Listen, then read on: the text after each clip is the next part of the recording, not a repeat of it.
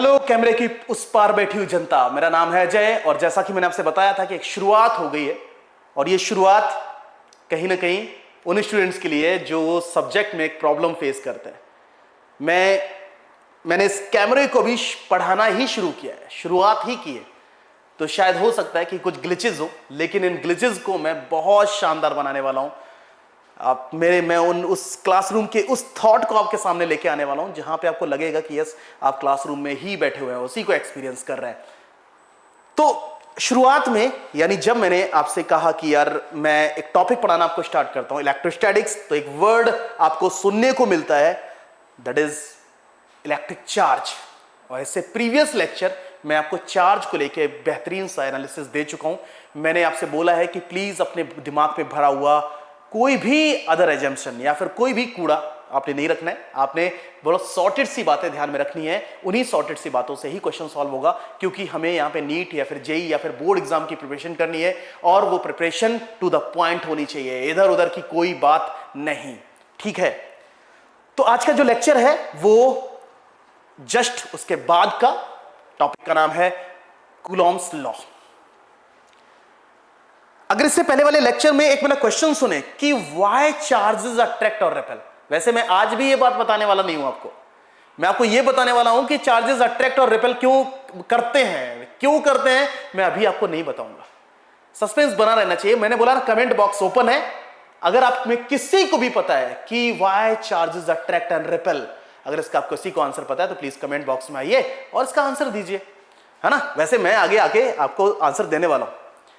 तो स्टार्ट करते हैं कूलॉम्स लॉ। कूलॉम्स लॉ कहीं ना कहीं इलेक्ट्रोस्टैटिक फोर्सेस के बारे में एक्सप्लेन करता है। और शुरुआत में ही देखो आज टॉपिक में क्या क्या होने वाला है एक बार देख लेते हैं। आज के लेक्चर में क्या क्या होने वाला है एक बार देख लेते हैं। सबसे पहले आप देख पा रहे हैं लिखा है कूलॉम्स लॉ, यानी मैं आपको ये लॉ आपसे डिस्कस कर रहा हूं, आपसे ये लॉ डिस्कस कर रहा हूं। इसके बाद दूसरा, इस लॉ की कुछ लिमिटेशंस हैं, इस लॉ की कुछ लिमिटेशंस, इन लिमिटेशन को अपन डिस्कस करेंगे। इन लिमिटेशन से भी कई बार क्वेश्चन बनता है। उसके बाद अगर माध्यम, यानी जिस मीडियम में मैं फोर्सेस को एनालाइज करने वाला हूं, उस माध्यम में अगर बदलाव किया जाएगा तो क्या होगा। उसके बाद यार क्वेश्चन सॉल्व करने के कुछ तरीके, जिसमें यहां पे दिख रहा है vector representation of Coulomb's law. कहीं ना कहीं ये लिखने की वजह या फिर ये पढ़ने की वजह क्वेश्चंस को सॉल्व करना या न्यूमेरिकल को सॉल्व करना ही बनता है। उसके बाद सुपरपोजिशन प्रिंसिपल आपको बहुत अच्छे से पता है, ये भी वेक्टर्स का ही एक लॉ है जिसको हम यहां पे पढ़ रहे होंगे, जिसके हेल्प से भी हम क्वेश्चन सॉल्व करेंगे, न्यूमेरिकल सॉल्व करेंगे। मतलब इस लेक्चर में हमें समझने वाली बातें थोड़ी कम ही है। मैं आपको डिक्टेट जो करने वाला हूं उन्हीं के आधार पर आप केवल सॉल्यूशन बना सकते हो। तो शुरू करते हैं कूलॉम्स लॉ से। अगर कूलॉम्स लॉ के अकॉर्डिंग स्टेटमेंट देखा जाए तो स्टेटमेंट क्या कहता है कि the force between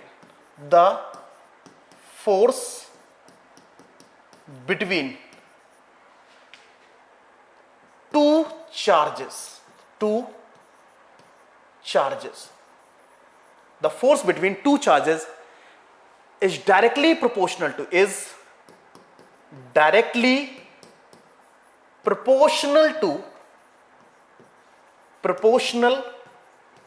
to product of them and inversely proportional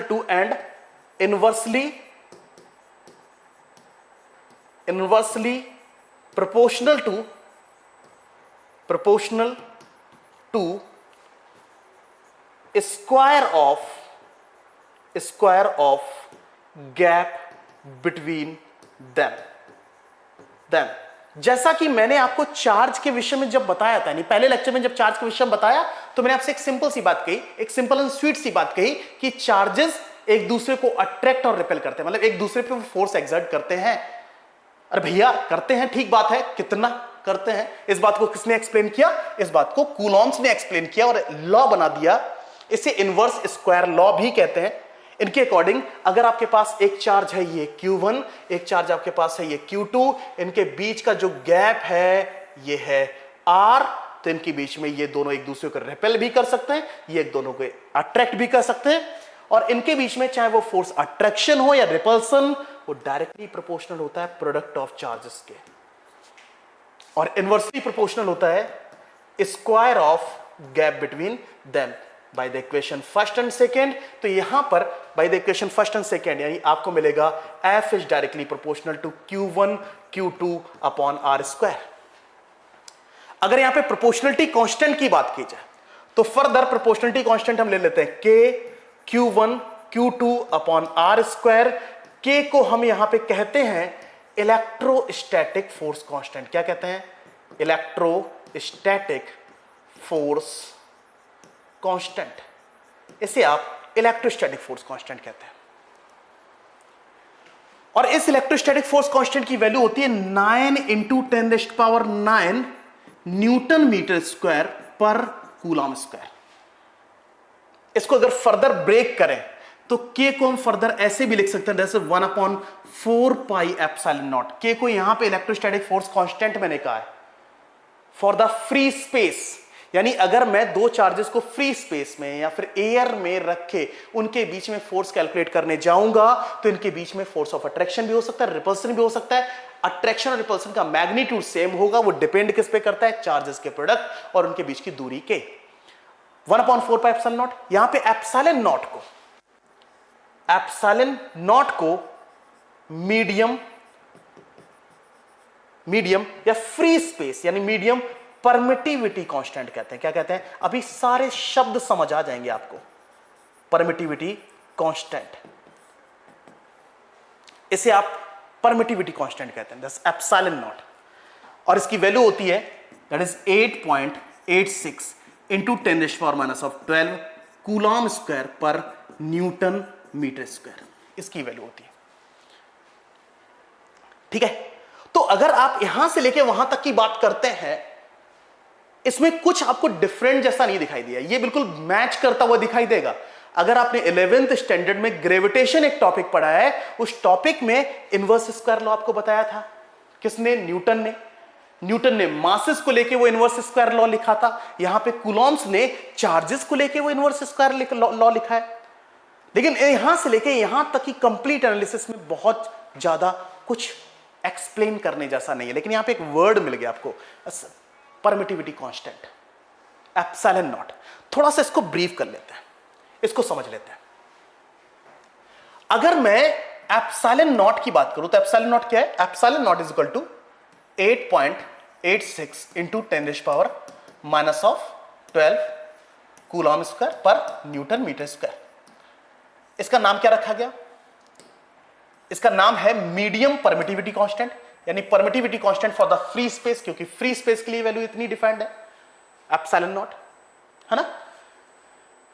अगर मैं इस वैल्यू को फर्दर और रिलेट करने की कोशिश करूं तो आप समझते हैं यार, अगर मैं फोर्सेस को कैलकुलेट करने जा रहा हूं, एप्सिलॉन नॉट की value 8.86 × 10⁻⁻12 coulomb square per newton metre square है, तो मैं यहां पे कैलकुलेशन किससे कर लूंगा?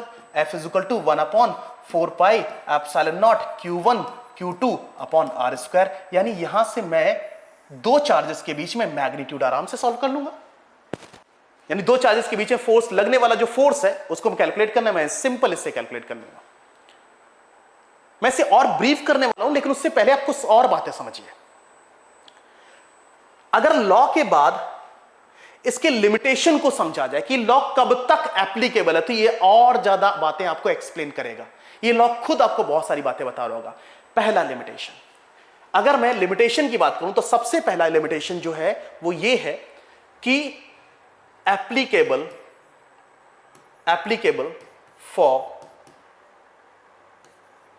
फॉर पॉइंट चार्जेस, यानी ये लॉ एप्लीकेबल है कब तक? जब तक Q1 और Q2 जो है वो पॉइंट टाइप है। क्या हो? पॉइंट टाइप, यानी there is no distribution of charges. जैसे आप ऐसा समझ लीजिए कि ये इलेक्ट्रॉन है और ये प्रोटॉन है, इससे छोटा डिस्ट्रीब्यूशन तो हो ही नहीं सकता। तो पहला लिमिटेशन ये पॉइंट चार्ज के लिए एप्लीकेबल है। दूसरा लिमिटेशन, दूसरा लिमिटेशन ये है कि medium should be non conducting, यानी ये मीडियम कैसा होना चाहिए? नॉन कंडक्टिंग होना चाहिए। कैसा होना चाहिए? Non conducting. यानी अगर मुझे दो चार्जेस के बीच में फोर्स कैलकुलेट करना है तो उनके बीच में जो मीडियम है, जो माध्यम है, वो नॉन कंडक्टिंग का मतलब जहां पे चार्ज एक जगह से दूसरी जगह ना जा पाए, है ना? क्योंकि आप टॉपिक पढ़ रहे हैं इलेक्ट्रोस्टैटिक्स, यानी ये लॉ एप्लीकेबल है चार्जेस रेस्ट पे हो, और अगर बाई चांस मीडियम कंडक्टिंग हुआ तो जैसे ही चार्ज आप प्लेस करोगे वो चार्ज वहां पे रुकेंगे नहीं, वो मूव करने लग जाएंगे, और अगर मूव करने लग जाएंगे तो उनके बीच की इफेक्टिव डिस्टेंस आप कैलकुलेट कर नहीं पाओगे, या फिर आप मान नहीं पाओगे, और अगर वो डिस्टेंस आप नहीं मान पाओगे तो उसके बिहाफ पे आप कैलकुलेशन भी नहीं कर पाओगे। तो medium should be non conducting. तीसरा point, charge should be at rest. Charges should be at rest, यानी वो जो आवेश है, वो जो चार्ज है, वो हमेशा रेस्ट पे होने चाहिए, तभी आप वो कैलकुलेशन कर सकते हो, तभी आप वो फोर्सेस कैलकुलेट कर सकते हो। ठीक है? तो ये कुछ मेजर से पॉइंट है जिन पॉइंट्स को आपने ध्यान रखना है कि यार मैं अगर कूलॉम्स लॉ यानी फोर्स कैलकुलेट करने जा रहा हूं दो चार्जेस के बीच में, तो भैया ये बातें ध्यान रखनी चाहिए, इसके अलावा और कुछ एप्लीकेबल नहीं, और कुछ बात ध्यान में नहीं रखनी है। ठीक है? आपको सर अगर मुझे मेरे पास एक चार्ज्ड स्फीयर है, और मेरे पास यानी चार्ज स्फीयर 1, और मेरे पास दूसरा चार्ज स्फीयर है 2। मेरे पास दो चार्ज स्फीयर है। तो आपने कहा सर इस लॉ के अनुसार दो पॉइंट चार्जेस है तभी इनके बीच में फोर्स लग सकता है, तो इसका मतलब मैं दो चार्ज स्फीयर के बीच में तो फोर्स कैलकुलेट ही नहीं कर पाऊंगा। मैंने कहा यार कर सकते हो, लेकिन कुछ बातें आपने ध्यान रखनी है, कुछ पॉइंट आपने ध्यान में रखने, उसके बिहाफ पे ध्यान रखना। ये जो चार्ज स्फीयर है ना, ये दोनों स्फीयर जो हैं, ये दोनों इंसुलेटिंग होने चाहिए, इंसुलेटिंग स्फीयर होने चाहिए, इंसुलेटिंग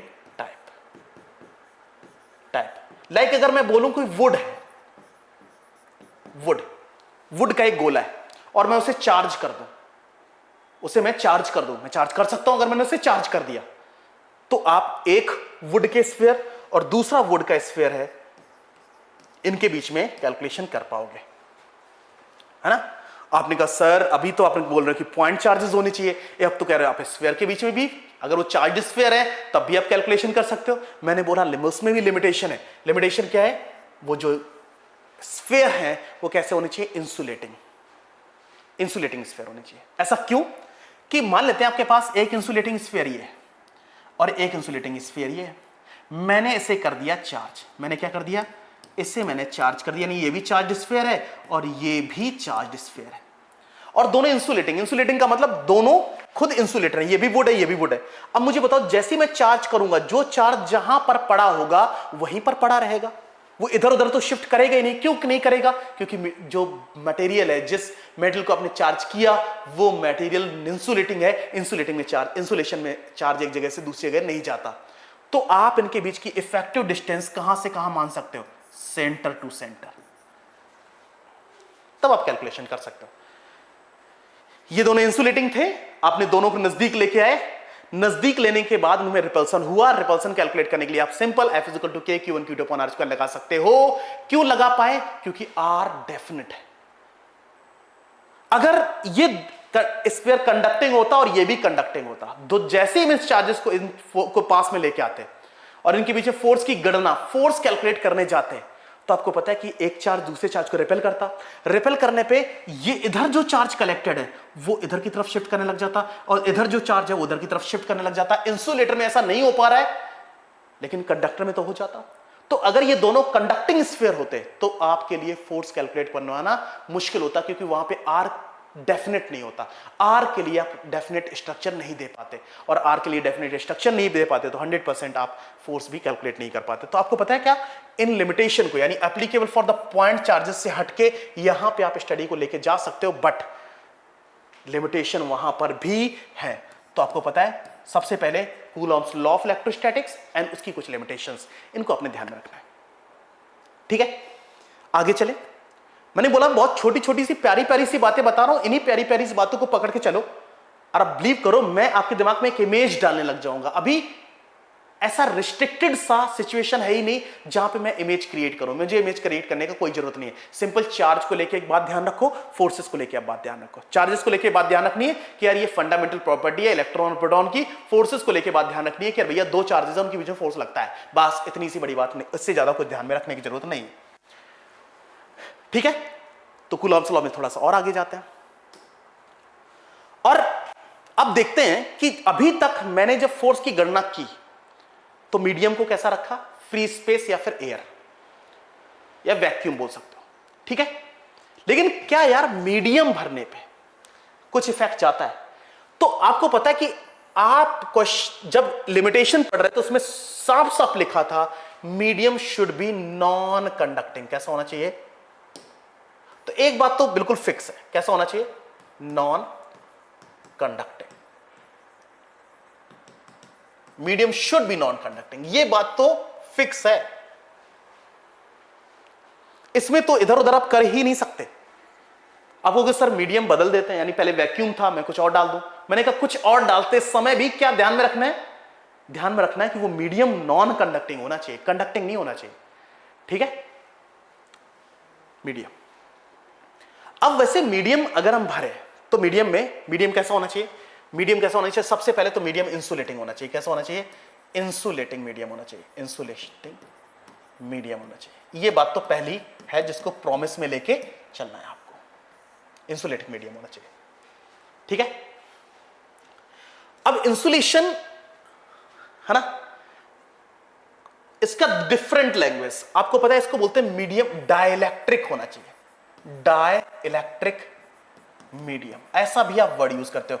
बेसिकली डाइलेक्ट्रिक जो है वो सिनोनिम्स कह सकते हैं इंसुलेटर का।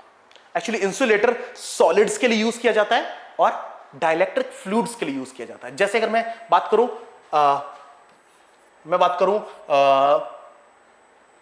वुड, तो वुड क्या है? इंसुलेटर है। लेकिन अगर मैं बात करूं H2O वाटर, तो आप कहोगे सर इसे आप इंसुलेटर नहीं कहोगे, आप क्या कहोगे? डाइलेक्ट्रिक। आपको बता देना चाहता हूं water is a bad conductor of electricity, water is a bad conductor of electricity, bad conductor of electricity. What is a bad conductor of electricity? Pure water is a bad conductor of electricity actually. ठीक है, तो आपको पता है क्या, simple solids के लिए मैं इंसुलेटर वर्ड यूज करता हूं और फ्लूइड के लिए मैं डाइलेक्ट्रिक वर्ड यूज करता हूं। इसका मतलब मीडियम कैसा होना चाहिए? डाइलेक्ट्रिक। मीडियम डाइलेक्ट्रिक होना चाहिए, तभी मैं फोर्स को कैलकुलेट कर पाऊंगा। तो अगर आपसे कोई पूछे कि मैं दो चार्जेस को मैंने पानी के अंदर रख दिया तो क्या मैं उनके बीच में फोर्स कैलकुलेट कर पाऊंगा? यस कर पाऊंगा, बिल्कुल कर पाऊंगा। ठीक है, क्लियर? अब जो डाइलेक्ट्रिक मीडियम है इसके बारे में थोड़ा समझ लेते हैं, अगर आप वाटर के मॉलिक्यूल को देखो, H2O को देखो, तो आपको पता है H आयन और OH आयन ऐसे जब अरेंज होते हैं ना तो ये एक मॉलिक्यूल बनता है। और आपने क्या किया, चार्जेस के बीच में फोर्स कैलकुलेट करने लग गए। तो चार्जेस के बीच में आपने पानी भर दिया। मान लेते एक चार्ज आपके पास यहां था, एक चार्ज यानी यहां पे भरा हुआ है ऐसा लिक्विड भरा हुआ है। लिक्विड का मतलब कोई भी मीडियम होना चाहिए। हम जैसे ऐसे जरूरी नहीं कि यहां पे आप वाटर हो, मतलब कोई भी मीडियम हो। यहां पे चार्ज रखा है Q1, यहां चार्ज रखा है Q2 और इनके बीच में हमें फोर्स कैलकुलेट करना है, गैप है R। तो या तो रिपल्सिव होगा फोर्स और या तो अट्रैक्टिव होगा, ये तो कंफर्म है। तो अब आपको पता है मीडियम जो है वो मीडियम कैसा है? मीडियम पहली बात तो इंसुलेटिंग होना चाहिए। कैसा होना चाहिए? मीडियम इंसुलेटिंग होना चाहिए। और इस मीडियम की एक पर्टिकुलर स्ट्रेंथ है जिसको बोलते हैं इंसुलेशन स्ट्रेंथ। क्या बोलते हैं? इंसुलेशन स्ट्रेंथ कहते हैं, इंसुलेशन स्ट्रेंथ कहते हैं, या फिर आप उसको डाइलेक्ट्रिक स्ट्रेंथ भी कहते हो। डाइलेक्ट्रिक स्ट्रेंथ भी आप कहते हो। इंसुलेटिंग स्ट्रेंथ मतलब उस पर्टिकुलर के बाद मैंने वैसे इसको एक टॉपिक आगे आएगा, उस टॉपिक में इंसुलेशन स्ट्रेंथ को मैं बहुत बेहतर तरीके से एक्सप्लेन करने वाला हूं, है ना। डाइलेक्ट्रिक स्ट्रेंथ को मैं एक्सप्लेन करने वाला हूं, ब्रीफ में एक्सप्लेनेशन दूंगा। बट आप ऐसा समझ लीजिए कि हर मीडियम की एक इंसुलेशन की स्ट्रेंथ होती है, यानी अगर मैं इस मीडियम को कुछ ऐसे बिहेवियर में रख दूं जहां पे ये कंडक्टिंग हो सकता है, तो एक लिमिट तक ही ये कंडक्टिंग नहीं हो रहा है, उसके बाद ये कंडक्टिंग हो जाएगा। तो इसका मतलब स्ट्रेंथ है, उस स्ट्रेंथ को हम रिप्रेजेंट करते हैं के से। डाइलेक्ट्रिक स्ट्रेंथ, इंसुलेशन स्ट्रेंथ, या फिर रिलेटिव परमिटिविटी कांस्टेंट। क्या बोलते हैं? Relative permittivity constant. ये सारे नाम इसके लिए यूज कर सकते हो आप। एप्सिलॉन आर, ठीक है। तो आपको पता है एप्सिलॉन आर गिवन है, के गिवन है, बात एक ही है। एप्सिलॉन आर गिवन है या के गिवन है, बात एक ही है। अब एप्सिलॉन आर कैसे रिलेट करता है? एप्सिलॉन आर जो होता है वो epsilon medium upon epsilon naught के बराबर होता है, या फिर के जो होता है वो epsilon medium upon epsilon naught के बराबर होता है। तो एप्सिलॉन मीडियम कितना हो जाएगा? एप्सिलॉन मीडियम हो जाएगा के टाइम्स ऑफ एप्सिलॉन नॉट, या फिर epsilon R times of epsilon naught. ऐसे लिख सकते हैं कि नहीं? ठीक है। तो फोर्स के फॉर्मूले में बदलाव। पहले फोर्स का फॉर्मूला आपके पास क्या था? ये, यानी 1/4 pi epsilon naught Q1 Q2 upon R²। लेकिन अब आपके पास एप्सिलॉन नॉट की जगह भैया क्या जाएगा? Epsilon medium. यानी इनके बीच फोर्स अगर मुझे कैलकुलेट करना तो F इक्वल टू क्या होगा? 1/4 pi epsilon medium Q1 Q2 upon R²। Epsilon medium, क्योंकि आपको पता है वो एप्सिलॉन नॉट किसके लिए वैल्यू परमिसिबल वैल्यू थी? वो वैक्यूम के लिए परमिसिबल वैल्यू थी, लेकिन एप्सिलॉन मीडियम जो है वो उस पर्टिकुलर मीडियम के लिए। तो क्या मैं इसे फर्दर ऐसे भी लिख सकता हूं? 1/4 पाई एप्सिलॉन नॉट की जगह के epsilon naught Q1 Q2 upon R²। This is the force when two charges placed in a particular medium. यानी दो चार्जेस अगर पर्टिकुलर मीडियम में रखे हैं और मीडियम डाइलेक्ट्रिक है, उस डाइलेक्ट्रिक की स्ट्रेंथ है, उस स्ट्रेंथ के बिहाफ पे क्या मैं उस मीडियम के लिए फोर्स कैलकुलेट कर सकता हूं? यस, मैं कर सकता हूं। That is 1/4 pi epsilon naught k epsilon naught Q1 Q2 upon R²। Clear? तो एफ मीडियम कैसे रिलेट कर रहा है? ऐसे लिख सकता F medium is equal to 1/k times of F vacuum. लिख सकता हूं ना? ऐसे भी लिख सकता हूं। डन? तो जब मीडियम का इफेक्ट होता है तो आपको पता है फोर्स बदल चुका होता है। वो फोर्स ये है ना। अभी मीडियम के बारे में और मैं अध्ययन देने वाला था और ब्रीफ एनालिसिस देने वाला था, मस्त सी बातें बताने वाला था, लेकिन अभी नहीं। रुको, ठहर जाओ भाई, थोड़ा सा ठहर जाता है, ठीक है। तो ये तो बात होगी फोर्स, यानी फोर्स जो चार्ज वैक्यूम में रखे हुए पॉइंट चार्जेस हैं या फिर चार्ज डिस्ट्रीब्यूशन है। मैं कैलकुलेशन कुछ इस ऑर्डर में जाके करूंगा, ठीक है।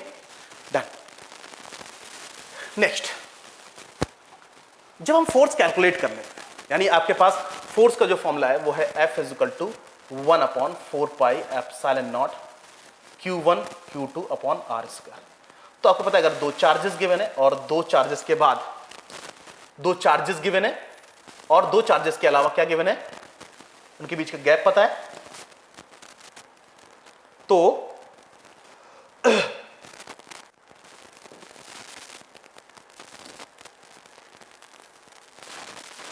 है ना, दो चार्जेस गिवन, उनके बीच का गैप पता है, तो आप आराम से उससे फोर्स कैलकुलेट कर सकते हो। लेकिन फोर्स आपको बहुत अच्छे से पता है, फोर्स क्या है? एक वेक्टर क्वांटिटी। क्या है? Vector quantity. और अगर ये एक वेक्टर क्वांटिटी है तो जरूरी नहीं कि हर बार फोर्स की ही बात की जाए।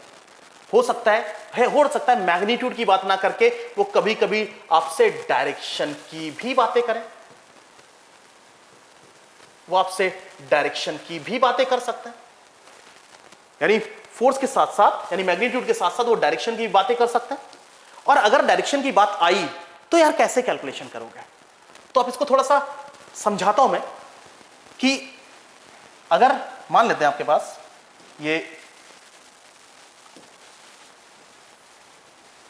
एक ज्योमेट्री मैं प्लॉट कर लेता हूं।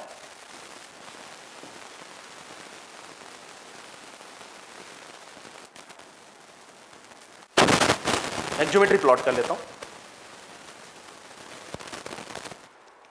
ये देखिए, आप इसे ले लेते हैं, ये आपके पास है y एक्सिस और ये आपके पास है axis, this is y axis and this is x axis. Origin मान लेते एक चार्ज रखा हुआ है, ये चार्ज है q1 चार्ज है जो कि x1, y1 पे रखा हुआ है इस कोऑर्डिनेट सिस्टम में, और एक चार्ज है q2 और ये x2, y2 पे रखा हुआ है।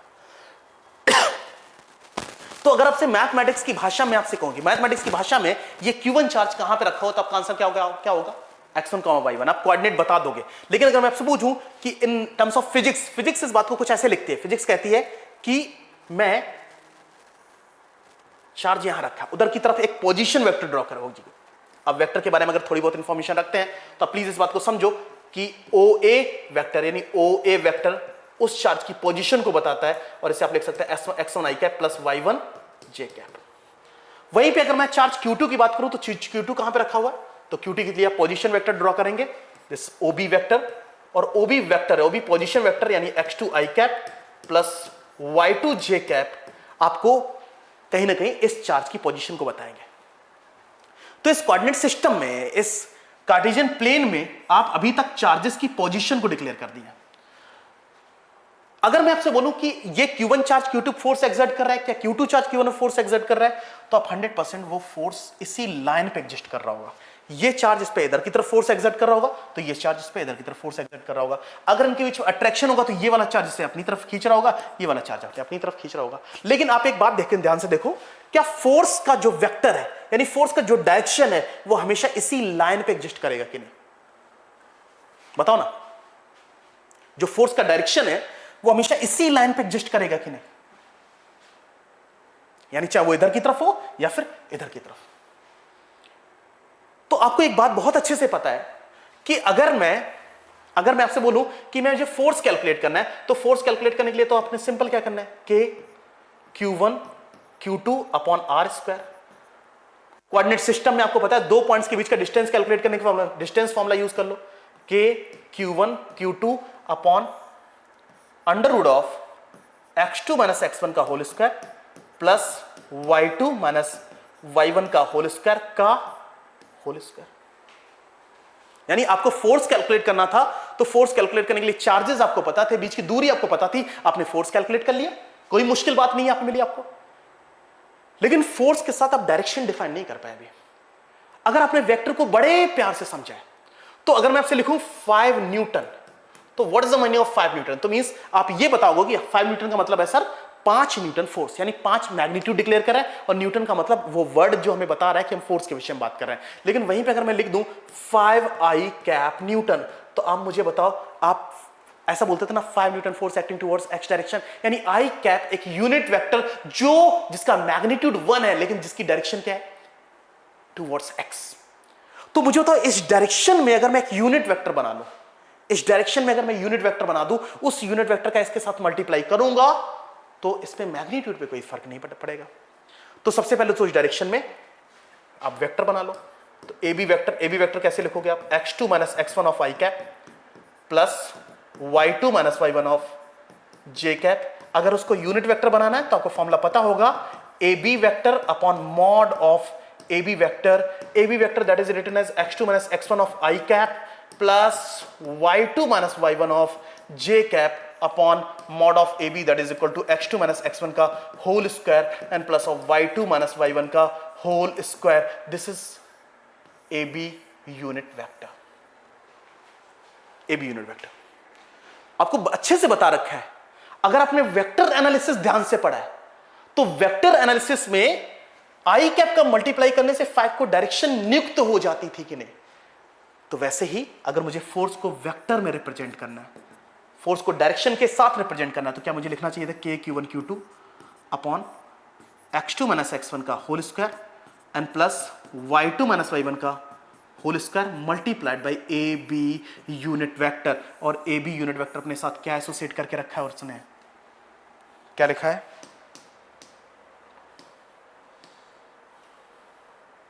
डायरेक्शन, है ना?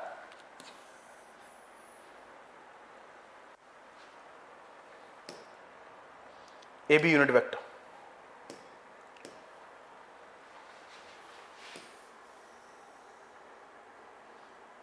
This is the vector representation, clear, of Coulomb's law. अच्छा, वेक्टर रिप्रेजेंटेशन केवल इस बात को बताता है कि आप प्लीज डायरेक्शन को भी रिप्रेजेंटेशन में रखिए, डायरेक्शन को भी रिप्रेजेंटेशन में रखिए। ये बिल्कुल वैसा ही है जैसा मैंने बोला ना कि ये यहां पर अगर आप इस बात को समझ गए होंगे तो शायद मुझे लगता है इस बात को भी समझने में कोई मुश्किल होगी नहीं। लेकिन ये है कि आपका वेक्टर एनालिसिस कितना स्ट्रांग है, उस बिहाफ पे मैं ये रिजल्ट दूंगा। क्लियर? आपको ये बहुत अच्छे से पता है फोर्स हमेशा इधर की तरफ एक्ट कर रहा है, यानी फोर्स ए टू बी। अगर मुझे F from B to A लिखना पड़ता तो सिंपल मैं लिखता 1/4 pi epsilon naught Q1 Q2 upon x2 minus x1 का whole square and plus y2 minus y1 का होल स्क्वायर और पी ए यूनिट वेक्टर, इसका मैं मल्टीप्लाई करता और मुझे ये रिजल्ट मिल जाता। क्लियर? और आपको बहुत अच्छे से ध्यान से देखो, ध्यान से, जो ए बी यूनिट वेक्टर है वो बी ए यूनिट वेक्टर के जस्ट अपोजिट इन डायरेक्शन है, तो मैग्नीट्यूड दोनों का सेम है लेकिन डायरेक्शन डिफरेंट डिक्लेयर हो रही है। क्लियर? तो F A B is equal to minus of F B A, ऐसा लिखा जा सकता है। Clear? This is the vector representation of Coulomb's law, this vector representation of Coulomb's law. Done? Clear? मैंने बोला ना कि ये एक एजम्पशन जहां पे हम न्यूमेरिकल सॉल्व करने में मदद मिलेगा। इसके अलावा ये लॉ तो हम डिक्लेयर कर चुके हैं, लॉ के बारे में बता चुके हैं, लॉ के बारे में डिस्कस कर चुके हैं। अब केवल वो एजम्पशंस आ रहे हैं जहां पे न्यूमेरिकल सॉल्व करने में आपको मदद मिलेगी। इसके अलावा जो नेक्स्ट वर्ड आपको इस एनालिसिस में सीखना है और वो है क्या? Superposition principle.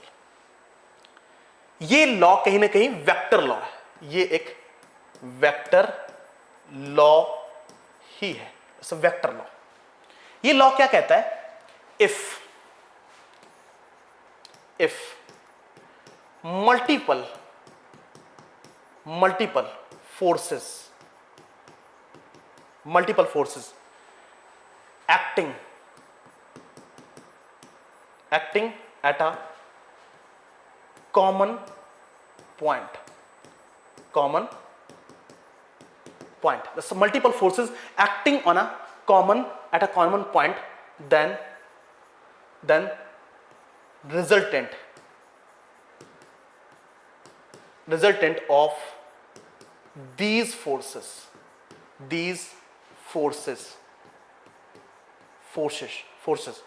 should be equal to the algebraic vector summation of all,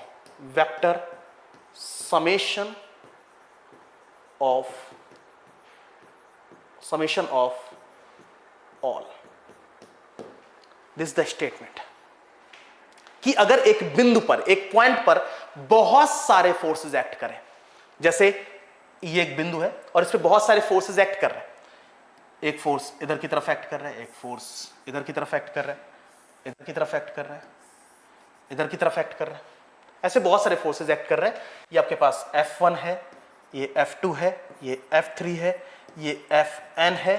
तो आपको F नेट कैलकुलेट करना है। तो F नेट के लिए आप सिंपल क्या करें? F नेट के लिए सभी को पहले आप वेक्टर बनाएं, F1 vector plus F2 vector plus F3 vector and dot dot dot Fn vector. Clear? Fn vector.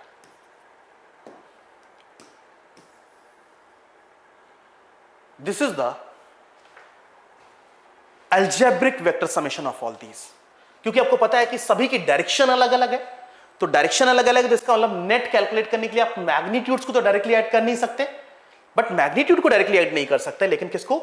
आप उनके डायरेक्शनली, यानी आप उनको सबसे पहले वेक्टर में लिखिए और आपको बहुत अच्छे से पता है आई कंपोनेंट को आई कंपोनेंट के साथ, जे कंपोनेंट को जे कंपोनेंट के साथ और के कंपोनेंट को आप के कंपोनेंट के साथ तो डायरेक्टली ऐड कर सकते हो, बिकॉज ऑफ सेम डायरेक्शंस के फोर्स आपस में आराम से ऐड हो सकते हैं। ये भी लॉ कहीं ना कहीं आपको मदद करेगा प्रॉब्लम को सॉल्व करने के लिए। ठीक है?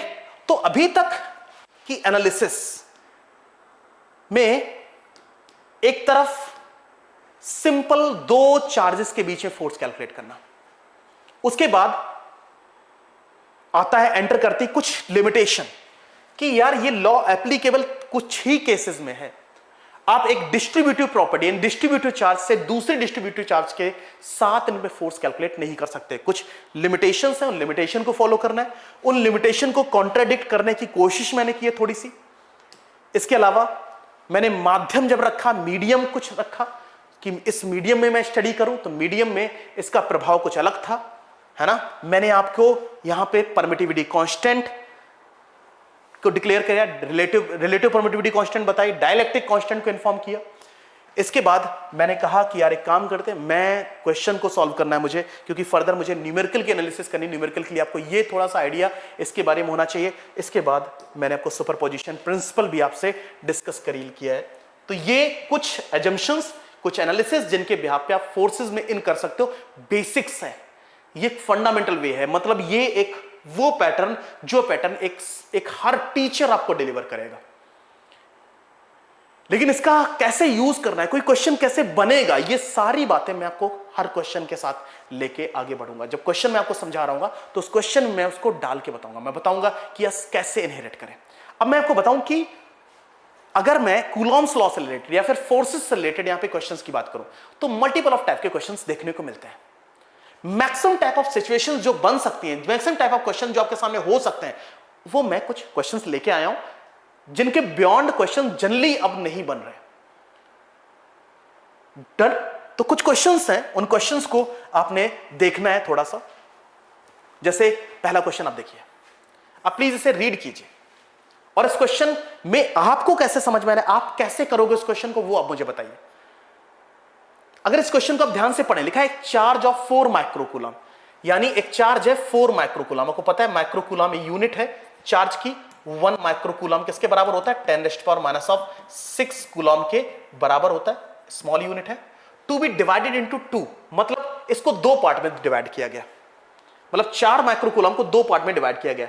कितने में किया गया? एक कितना है, दूसरा कितना है, पता नहीं।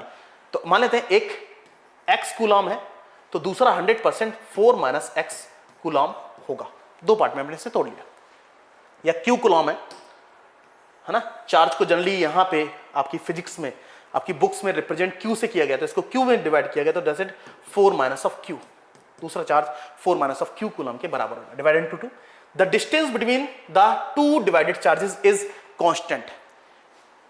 इनके बीच का जो गैप है, इन दोनों को गैप पे रख दिया, 2 पार्ट में तोड़ा गया और 2 अलग अलग पोजीशन पे, यानी इसको अलग और इसको अलग रख दिया गया, अलग अलग दोनों को रख दिया गया। और इन दोनों के बीच में फिक्स क्या कर दिया गया? डिस्टेंस। मतलब एक चार्ज कितना है? एक चार्ज है q और दूसरा कितना है? 4 - q। और इनके बीच का जो गैप है, गैप मान लेते हैं कुछ भी, गैप कुछ भी मान लेते हैं, दैट इज r। लेकिन r की जो वैल्यू है वो कांस्टेंट है, वो फिक्स है। ठीक है, ये शायद मुझे लगता है कि आपने क्वेश्चन को समझ तो लिया होगा, मतलब जो लिखा है वो समझ लिया होगा। देखा, magnitude of the divided charges so that, यानी magnitude of the divided charges, यानी इन दोनों के बीच में फोर्स। तो अगर आपको पता है कि इनके बीच में फोर्स मैं कैलकुलेट करने जाऊं, तो फोर्स कितना आएगा? F = K Q, दूसरा फोर्स 4 - Q अपॉन r², ये आएगा कि नहीं? इनके बीच में force divided charges so that the force between them is maximum, यानी इन दोनों के बीच फोर्स कैलकुलेट करो और मुझे वो सिचुएशन बताओ जिस सिचुएशन में ये फोर्स मैक्सिमम होगा, है ना। अब अगर यही बच्चा मेडिकल का होता, अगर बच्चा मेडिकल का है, यानी पीसीबी उसने चूज कर रखा है, तो उस बच्चे को समझने में थोड़ी सी मुश्किल होगी।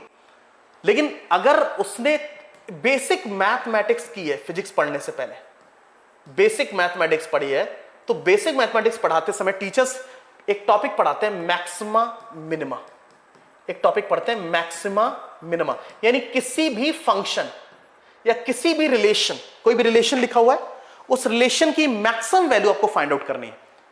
मैक्सिमम वैल्यू फाइंड आउट करनी, तो कैसे करें?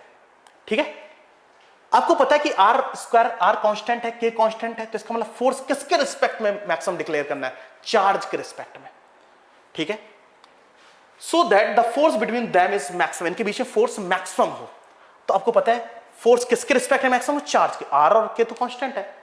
तो आपको एक थॉट बताया जाता है कि अगर आप इसका फर्स्ट डेरिवेटिव फाइंड आउट करें, दस dF/dq, k/r² कांस्टेंट है और जब ये जीरो हो, जब ये जीरो हो तो क्या आपके पास आएगा D by D Q of 4q minus Q square is equal to zero. अगर आप इसको डेरिवेटिव फाइंड आउट करते हैं k upon are square, 4q का 4 माइनस क्यू स्क्वायर का 2q, फॉर डेरिवेटिव डिफरेंशिएशन तो आप लोगों को आता होगा, 2q is equal to zero. तो यहां से मुझे मिलता है 4 minus of 2q is equal to zero. तो 2q इज इक्वल टू 4, तो q इज इक्वल टू 4/2 यानी 2 माइक्रो कूलम, यानी q की वैल्यू है 2 माइक्रो कूलम। तो दूसरा चार्ज भी कितना होगा, अगर ये 2 माइक्रो कूलम है तो ये भी कितना होगा 2 माइक्रो कूलम। कब, यानी अगर मुझे इन दोनों के बीच फोर्स को मैक्सिमम करना है तो ये वाला चार्ज भी कितना होना चाहिए 2, और ये भी कितना चार्ज होना चाहिए 2। तो राइट आंसर इज दिस। तो मैक्सिमा और मिनिमा को लेके भी क्वेश्चंस आपके सामने आएंगे। अब देखो, मैंने बोला ना कि मैं आपको थोड़ा सा एनसीईआरटी को लेकर रिस्ट्रिक्ट कराना चाहता हूं, मैं आपको बताना चाहता हूं कि आप एनसीईआरटी की तरफ कितना इंक्लाइंड हो जाएं कि आपके क्वेश्चन सॉल्व होने लग जाएंगे। आपको बहुत ज्यादा बड़े एजम्पशंस पे नहीं जाना। मैंने बोला ना कि आपके एक पर्टिकुलर लेवल तक के क्वेश्चंस आराम से होने लग जाएंगे एनसीईआरटी को पढ़ने के बाद, ठीक है। यहां पे मैक्सिमा मिनिमा का कॉन्सेप्ट यूज हुआ। फोर्स कैलकुलेट करना होता तो कोई मुश्किल नहीं थी, लेकिन एक मैक्सिमा का कॉन्सेप्ट, मिनिमा का कॉन्सेप्ट आपने ध्यान में रखना है कि अगर फर्स्ट डेरिवेटिव को आप जीरो के बराबर करते हो तो उस केस में आपको मैक्सिमम मिलने के चांसेस होते हैं। वैसे फर्दर मैथमेटिक्स में कुछ बातें और भी बताई जाती हैं, बट अभी के लिए इतना। डन।